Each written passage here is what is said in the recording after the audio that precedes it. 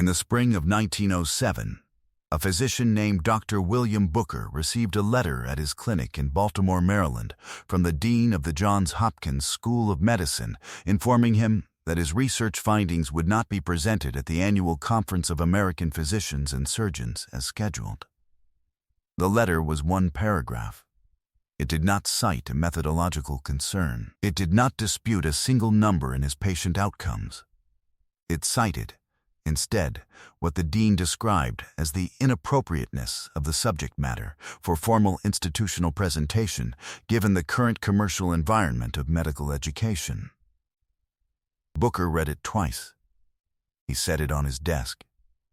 He went into the consulting room and saw 4 patients. He came back and read it a third time. He had been a practicing internist in Baltimore for 22 years. He had treated more than 4,000 patients. He had published 11 research papers in peer-reviewed medical journals, not one of which had ever been challenged on scientific grounds or disputed by a colleague. The research that had just been removed from the conference program was an 18-month clinical study of 340 patients in which he had documented statistically significant recovery rates using a botanical compound that had been used continuously in American and European medical practice since the early 18th century. The study showed a 67% response rate in cases where conventional pharmaceutical treatment had produced no measurable improvement. He had the patient records, kept in carbon copy in 2 filing cabinets in his clinic. He had the outcome measurements, recorded at standardized intervals by his clinical nurse, a woman named Agnes Farrow, who had worked with him for 14 years. He had 18 months of documented data. The dean's letter arrived on a Thursday. On Friday morning, Booker received a second letter. This one came from the editor of the American Medical Journal, informing him that a paper he had submitted 4 months earlier, based on the same study data, reviewed by 2 external readers who had recommended publication, was being withdrawn from consideration at the request of the journal's editorial board. No reason was given beyond a reference to evolving publication standards. Booker kept both letters. He did not file them. He framed them together behind a single piece of glass and hung them on the wall of his consulting room, where every patient and every student who ever sat in that room could see them, for the remaining 31 years of his career. He practiced medicine in Baltimore for another 31 years. Not one additional paper of his was ever accepted by an American medical journal. Not one submission. Not one acknowledgement. Not one editorial response that engaged with a single finding from his clinical record. In 1938, the year before he retired, a medical student named Gerald Marsh, who had come to Booker's clinic for a rotation, wrote in his personal diary that Booker had shown him the framed letters on his first morning and said, "Those 2 letters are the most educational documents in this room. They will teach you something that no textbook will." Marsh wrote that Booker's voice was entirely calm when he said it. Not bitter, not resigned, just matter of fact. The way a clinician states a diagnosis that has been confirmed long enough to no longer require any particular emotion. Before we go further, if you find these buried investigations as fascinating as I do, hit subscribe so the next one finds you when it drops. The algorithm tends to suppress this kind of research unless you tell it otherwise. Now, back to what William Booker was studying in 1907, and why 2 institutions moved within 24 hours to ensure no one would read it. To understand what happened to Booker and to the compound he had spent 18 months documenting, we have to go back to 1910, specifically to a single 346-page document that restructured American medical education in less than 3 years and erased an entire category of medical practice so thoroughly that most Americans today do not know it ever existed. That document was the Flexner Report.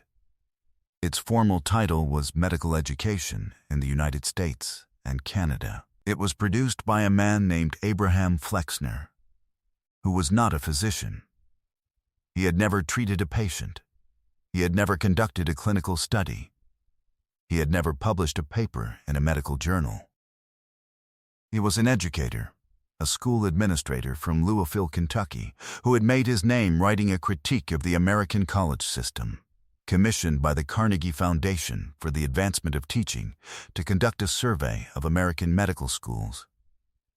He visited 155 institutions over a period of roughly 18 months. He spent between a half day and 2 days at each one.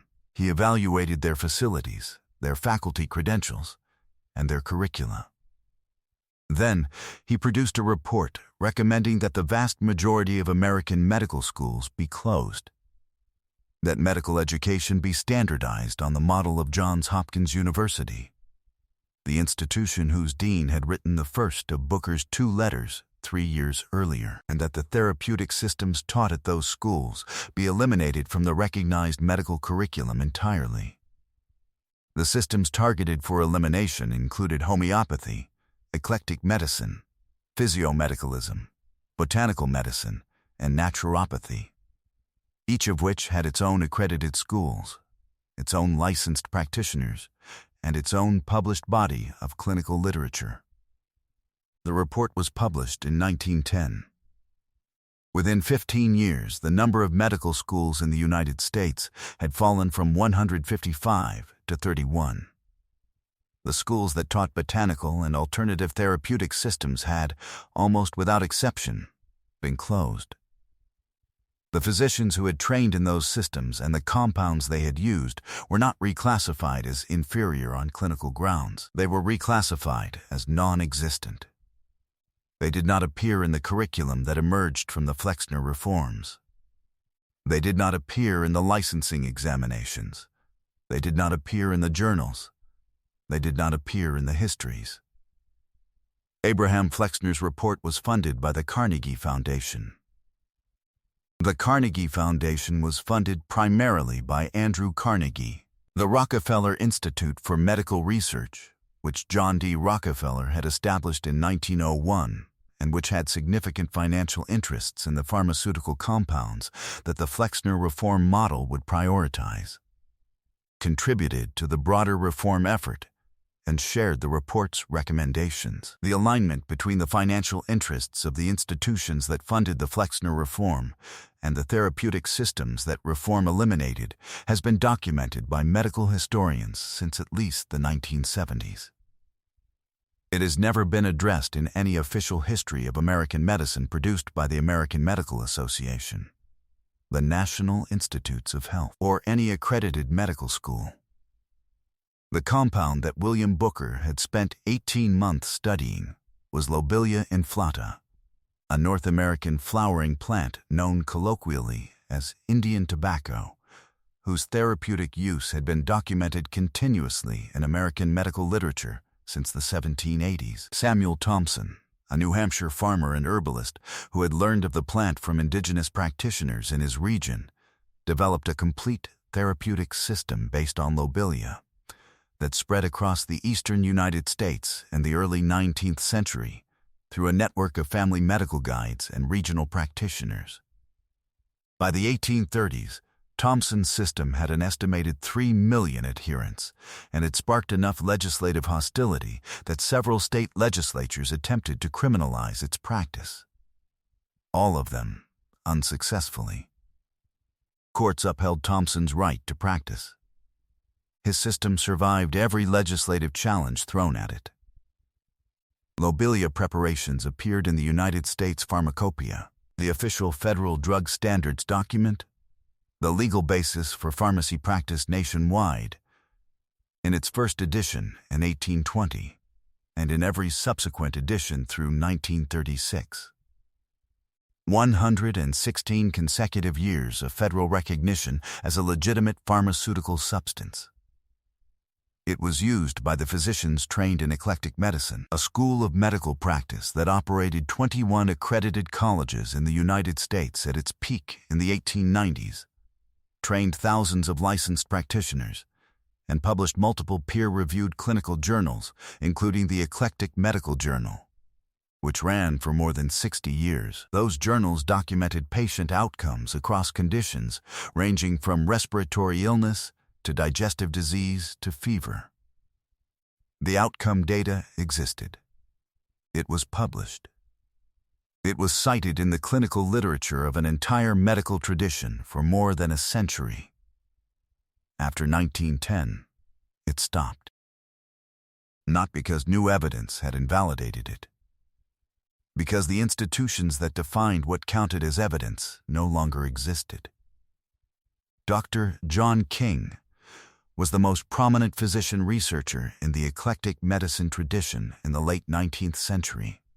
He spent 40 years compiling what he called the American Dispensatory, a 1,800-page clinical reference work documenting the therapeutic uses, preparation methods, dosages, contraindications, and observed patient outcomes of more than 600 plant-based medical compounds used in documented clinical practice. The first edition appeared in 1852. It was revised and expanded 9 times, the final edition appearing in 1905. It was used as a reference text in eclectic medical colleges, cited by practicing physicians in their published case notes, and referenced in legal testimony in patent medicine litigation. It represented, in its 9 editions, more than 50 years of accumulated clinical observation from licensed practitioners across the United States. The 9th and final edition, published in 1905, is the last. After the Flexner reforms closed the colleges that used it, no publisher would produce a 10th. No university press acquired the rights. No medical archive undertook its preservation as a primary historical document. The American Dispensatory is in the public domain. It has never been digitized by any university library, any medical archive, or any government health institution. A scanned version exists on a general-purpose text archive maintained by volunteers. It was scanned by a retired pharmacist in Ohio in 2004. That is the only reason it still exists in accessible form. Worcester Beach, the founder of eclectic medicine in the United States, earned his medical degree in New York in 1825 and practiced for more than 50 years while training hundreds of physicians in a tradition that emphasized botanical preparations, careful clinical observation, and what he called the non-suppressive treatment of disease. In his 1833 treatise on medical reform, Beach wrote with unusual directness that the suppression of botanical medicine was not a scientific matter. It was an economic one. The financial interests of the drug trade were structurally hostile to therapies that could not be patented, could be grown in a garden rather than manufactured in a laboratory, and whose supply chain no single commercial entity could control. The physician who used a plant that his patient could cultivate had permanently removed himself from a commercial transaction. Beach wrote this in 1833. He had no financial motive to write it. He simply recognized the structure of what was happening around him and documented it with the same care he brought to his clinical work. The same argument was made again, with the Flexner Report now as the evidence, in 1913, by a physician named Dr. Harvey Wiley. The same Harvey Wiley who had resigned from the federal government after watching the Pure Food Act be captured by the industrial interests it was meant to regulate. Wiley testified before a Senate subcommittee that the Flexner reforms had been designed not to improve medical care, but to eliminate therapeutic competition from the pharmaceutical industry's emerging commercial model, and that the Carnegie and Rockefeller interests that funded those reforms had done so because they understood exactly what an evidence-based monopoly on medical practice was worth. His testimony is in the Congressional Record for 1913. It has never been cited in any official history of the Flexner Report produced by the American Medical Association, the Carnegie Foundation, or any accredited American medical school. The American Medical Association has never explained why the Flexner Report's recommendations were implemented without a single clinical trial comparing the outcomes of the therapeutic systems it eliminated with those of the pharmaceutical model it promoted. It is never explained why Abraham Flexner, a man with no medical training, no clinical experience, and no background in pharmacology, was considered qualified to recommend the elimination of medical schools that had been producing licensed practitioners for 60 years. It is never explained why the 21 eclectic medical colleges that trained physicians in botanical and compound medicine, whose clinical journals documented patient outcomes across decades of practice, were all closed without a single independent review of those outcome records. It is never explained why Lobelia inflata, a compound that appeared in the United States Pharmacopoeia for 116 consecutive years, was quietly dropped from the 1936 edition with no clinical evidence presented for its reclassification as ineffective or unsafe. Why did the institutional response to William Booker's 1907 study, 2 letters from 2 different institutions arriving within 24 hours of each other, neither citing a scientific objection, happen before the Flexner Report was even published? Why do the Carnegie Foundation's financial records from 1908 and 1909, held at the Columbia University Rare Book and Manuscript Library, show payments to 3 members of the American Medical Journal's editorial board in the same months that Booker's paper was withdrawn? Why was the American Dispensatory, 1,800 pages of documented clinical outcomes, compiled over more than 50 years by licensed physicians, never transferred into any institutional medical archive and left to be rescued by a retired pharmacist with a scanner in 2004? These questions do not go away because institutions refuse to answer them. But here is what makes William Booker's framed letters different from every other piece of evidence in this story. In 1940, the year after Booker retired, Gerald Marsh, the medical student who had seen the framed letters on his first rotation day in 1938, began his own practice in Baltimore. He had spent the 2 years since that first rotation quietly tracking down every edition of the American Dispensatory he could locate. He had written letters to surviving eclectic physicians in Ohio, Indiana, and Kentucky, men who had trained before 1910 and were by then in their 70s and 80s, and had traveled to meet 4 of them in person. He had begun using botanical preparations from the dispensatory with patients who had not responded to standard pharmaceutical treatment, keeping meticulous notes on every case in a series of plain composition notebooks he bought from a stationery supplier on Charles Street in Baltimore. He kept those notebooks for 39 years, from the day he opened his practice to the day he retired in 1979. There are 37 of them. He never published a word from them. He never presented at a conference, never submitted a paper to a journal, never spoke publicly about what he had found. He understood, from the 2 letters he had seen framed on his first professional day, exactly what the institutions did to physicians who tried. When he retired, he donated all 37 composition notebooks, along with his personal copy of the 9th edition of the American Dispensatory, to the Maryland Historical Society. The finding aid lists them under his name, described as the personal papers of a Baltimore physician. They have never been requested by a researcher. They have never been digitized. The American Dispensatory volume is annotated, 4 decades of Marsh's clinical notes in the margins, in handwriting that a finding aid description notes is small, careful, and consistent from the first page to the last. 40 years of clinical practice, recorded in the margins of a book the official history of American medicine decided should not exist, sitting in a finding aid that no one has opened. The official history of American medicine tells us that the Flexner reforms were a scientific correction, that they replaced unproven folk remedies with evidence-based pharmaceutical treatment and raised the standard of American medical care for the better.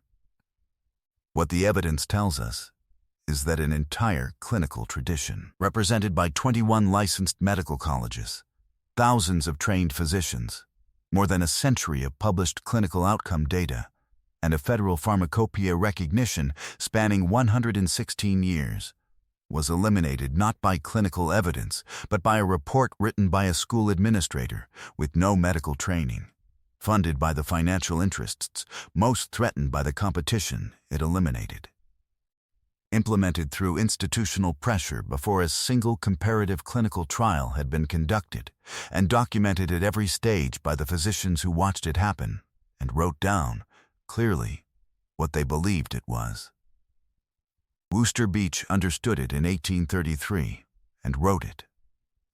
Harvey Wiley testified to it in 1913, and the Congressional Record has it. William Booker documented it in 1907, framed the evidence, and left it on his wall for 31 years. Gerald Marsh saw it on his first day of practice and spent 40 years recording in the margins of a book what he found when he kept going anyway. Those 37 composition notebooks are in a finding aid in Baltimore. No one has requested them. The annotations are still there. Everything those men knew is still there, waiting. The way things that were never actually destroyed always wait. These stories survive because people refuse to stop asking. If this matters to you, subscribe and share it with someone who needs to hear it.